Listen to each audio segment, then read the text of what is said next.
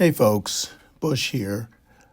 I am a therapist in the New York area, and I spend a lot of time in my car reflecting on certain things that might have happened in a session or something that may have been talked about in the ICBM workshop. I thought maybe I would just share these things with you as I'm driving, so I hope you can get something out of this. And let me know if you'd like to hear more. So this week has been a very interesting one for me. And it seems like what's happening, what has been happening for the last couple of weeks. And the uncertainty of the events that we're living through right now, they seem to be, coming up in different ways for a lot of my clients. So I've noticed that there's a lot of mild anxiety. Some people feeling hypervigilance, I guess, and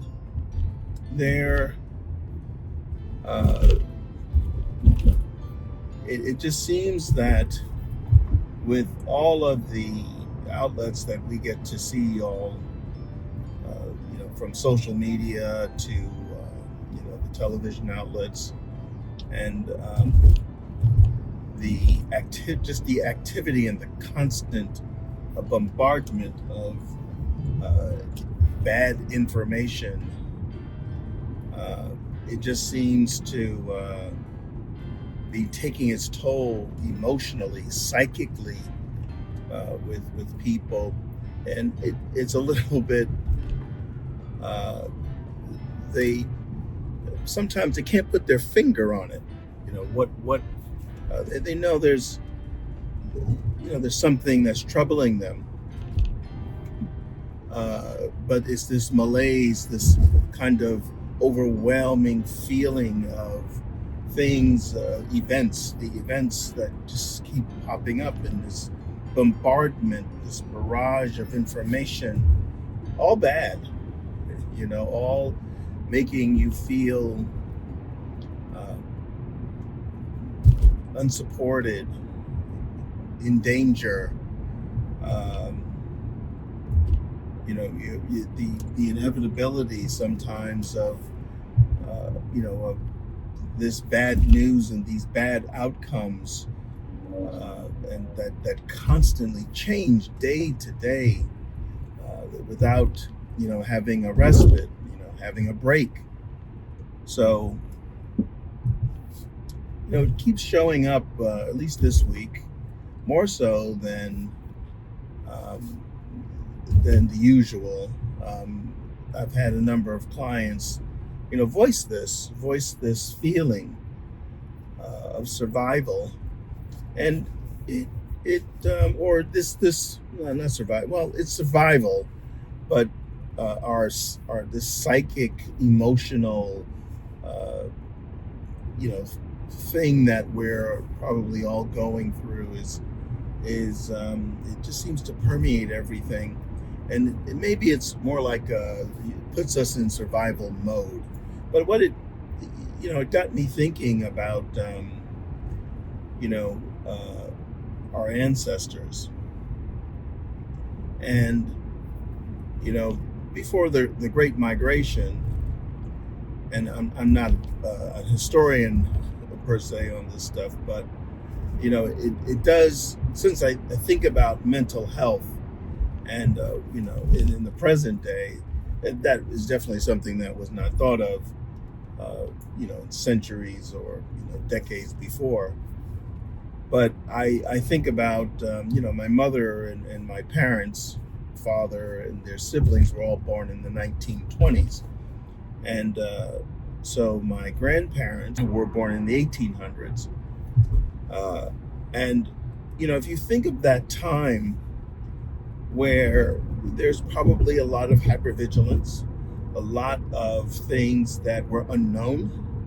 You didn't know whether you were going to, or anything, but you didn't know what the day would always bring you. You think, I'm just going to go out in the field or do the work whatever was done.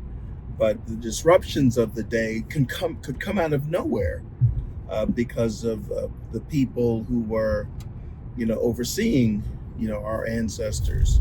They could be unpredictable. They could be, vengeful. They could be, just offhanded. And since they had no regard for the people of that time, there must have been something akin to what we're feeling today, this uncertainty. And how do you deal with that? And this is probably a lot. What's probably coming up for many people of color is that epigenetic connection to the past of this uncertainty. It might be. I'm not saying in a definitive way, but just thinking about how the parallels of uncertainty and how do we survive, and this kind of not knowing what is going to happen, or this fear of what might happen, always present and relentless. So this might be part of what was transferred over to us. So we're very acutely tuned to this type of uncertainty. We know we feel it. We know it's bad news. We know that it's not going to be a good outcome, and we can feel it. And that's probably a good part of our survival mechanisms. Being awakened, being jostled, being really cranked up to 11. It just seems that way. This week has, a lot of this has been echoed through different people during different times of the week. Now, I say that, but it hasn't all been bad. But I've noticed these types of threads through, my individual clients. And, if I speak for myself, then I wonder how much of what we're feeling that's, sort of this way of, I don't know, it's an unknown paranoia, if you will, or this just feeling, this foreboding feeling. In all of that, it got me thinking about survival and our survival mechanisms, and these things probably switch on in a way that helps us get through these times of uncertainty. However, surviving is not thriving. So we still need to be able to progress and make things happen for ourselves and for our loved ones. We can't be paralyzed by the events that are happening around us, swirling around us, particularly when we don't really have a lot of control over those things. Many of the things are out of our hands. We watch them. We have anxiety around them. We're wondering in some cases, what's going on? What are people doing? I've also noticed there's been, the sleep patterns of, clients and even friends, just people I know. It seems like people are talking about how their sleep has been disrupted more so than usual. Even people who found it quite, easy to sleep are finding that there are difficulties. So there must be something about this that we all need to safeguard ourselves, our emotional selves, our psychic selves, and question and wonder, am I being shifted into survival mode without really being aware of it?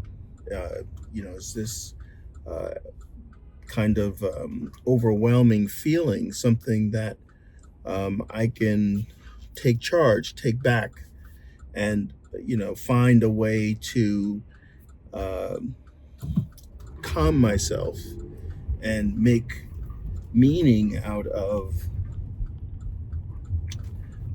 my day, my week, my weekends, to find something that's fulfilling and that helps calm your spirit. My suggestion is that you turn it off every now and then, get away from it. Um, News is not well. Given the current situation, things change quite quickly in this environment, but it's not so quick that you can't just get away from it for a bit. Get out of survival mode and take charge of what it is you want to be involved with. You can get read a book. I mean, a real book.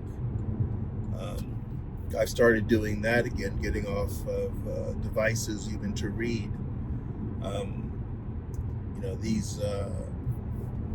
These are ways and methods that you can just calm yourself and reclaim that part of yourself that you don't realize that you've even given it away. It's not it's not a conscious thing that you've done. You can't figure out why you're feeling so pepped up, amped up,